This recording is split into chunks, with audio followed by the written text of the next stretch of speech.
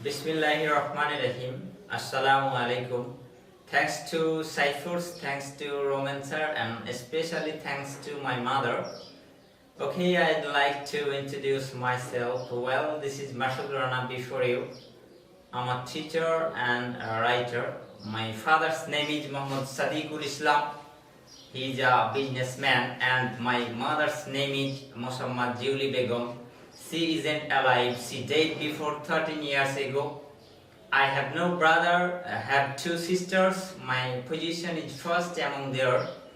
My favorite person, Hazrat Muhammad sallallahu alaihi wasallam, and my favorite color is black, white. Now I'd like to say something about my likes and dislikes.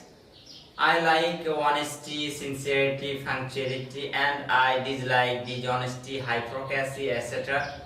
Finally, my future plan is to be a successful person. That's all about me for the time being. Thanks for having your patience. If I made any mistakes, please excuse me. May Allah bless us. Thank you very much. Assalamu alaikum. Allah Hafiz.